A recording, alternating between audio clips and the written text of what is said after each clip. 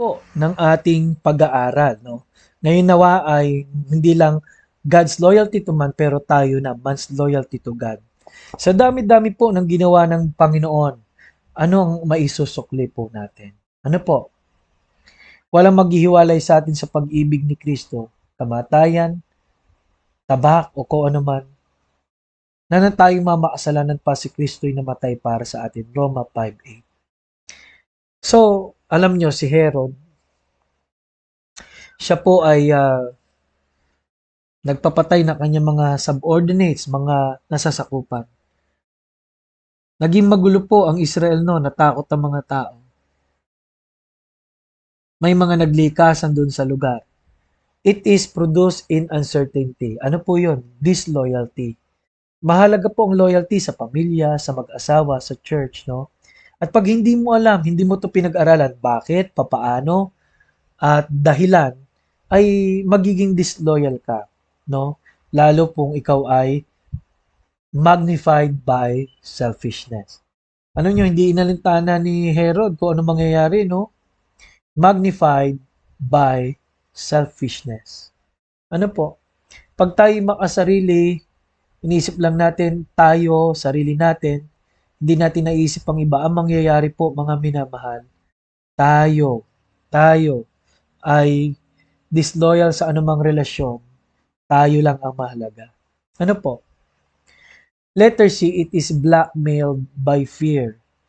Takot tayo na mawala sa atin ang pera, ang wealth, possession, prestige, o pride. Dahil po sa pride, no, ang pride po maraming ginagawa, but according to the Bible, pride goeth before destruction. Alam niyo po, may mga time na kahit mga Kristiyano, gusto natin yung prestige natin, makilala tayo, may pride tayo.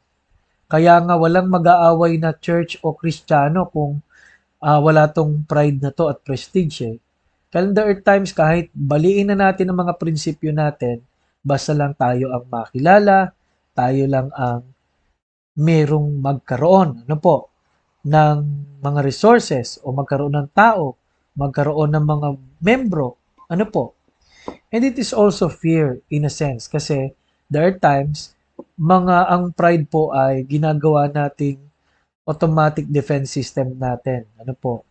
But fear talaga ang nasa likod ng lahat ng ito na hindi tayo ma-appreciate.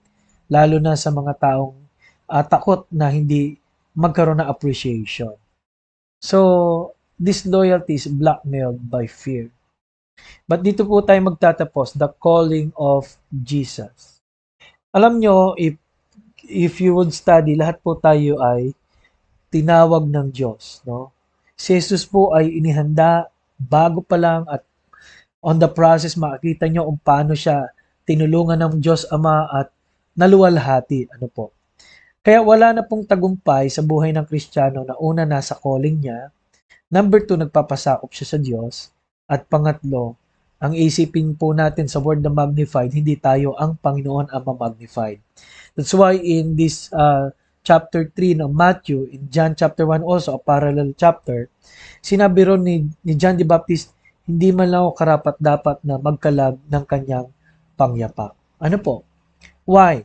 Because ang bida rito ay ang Panginoon. I must increase, but I must decrease, He must increase. If I be lifted up, I will draw all men unto me. Yan po ang sabi ng John chapter 12. Ano po?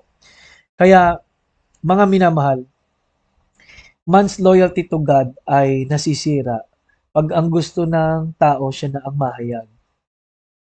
Number 2, man's loyalty to God nasisira pag hindi niya kinikilala ang mga taong inilagay ng Diyos sa kanya para siya ay gabayan. Mismong si Apostle Paul po ay may Ananias, at si Apostle Paul ay meron ding Barnabas, at sila Silas ay merong Apostle Paul. Ano po? At kaya ang sabi po ng Bible sa 1 Peter chapter 5, 1 Peter chapter 5, ano po? 1 Peter chapter 5, pinakita po rito yung sa verse 5, ano po? Likewise, ye younger, submit yourselves unto the elder, yea, all of you be subject one to another, and be clothed with humility, for God resisteth the proud and giveth grace to the humble. Alam nyo, walang mahirap sa humility. Ang mahirap pagka may pride. At tatandaan niyo po, submission is crucial for training. Submission is equated to humility and submission because may pattern. Nilagyan tayo ng authority ng Diyos na pattern sa Kanya. Mga magulang sa anak, katulad ng ating amang nasa langit sa atin na mga anak ng Diyos. Ano po? Kaya napakahalaga po ng authority sa loob ng church, sa loob ng tahanan. At alam niyo po, pag tayo ay rebellious, nagmomormor, lahat ng yan, di natin iniintindi yung sinasabi sa atin. Lahat yan, sabi nga natin, is sin of witchcraft. Ang sabi po sa Book of Samuel. Ano po? At ang naglalayo sa atin, yung pong naglalayo sa atin sa Diyos, ano po, ay hindi naman po yung kasalanan lang na kasalanan eh. In fact, rebellion and idolatry ay magkaugnay. Ano po? Magkaugnay po yan. No?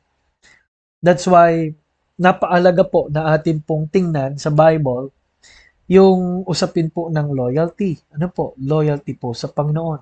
It is produced in uncertainty. It is magnified by selfishness. It is blackmailed by fear. The calling of Jesus. Ano po? The calling of Jesus. And gusto pong hanapin muna yung verse para doon po tayo mag-conclude sa time po ni Solomon. Check ko lang po, no?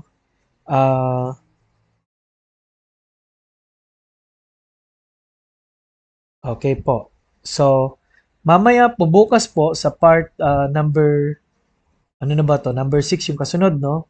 Ay the consequences of disloyalty. Okay? So, check na po natin, no? Sa Bible. Okay, dito sa 1 Samuel 15:23. Ano pong sabi? For rebellion is the sin, as the sin of witchcraft, and stubbornness. Ano yung stubbornness? Hindi ka masaway. Is as iniquity and idolatry. Okay, because thou hast rejected the word of the Lord, He hath also rejected thee from being king. Mga minamahal, no? Yan po, no? Yung hindi ka masaway, okay? What are the forms of rebellion? Number 1, pagka ikaw ay hindi marunong sumunod. Number 2, pag di ka nagpapaalam. Pangatlo, pag iniisip mo na ahead ka na doon sa namiminuno sa iyo o sa namumuno sa hindi ka nagpapasakop. Rebellion is as the sin of witchcraft. Nawa po, tandaan po natin yan. Dahil sayang po ang anointing o basbas ng Panginoong Diyos. Maraming salamat.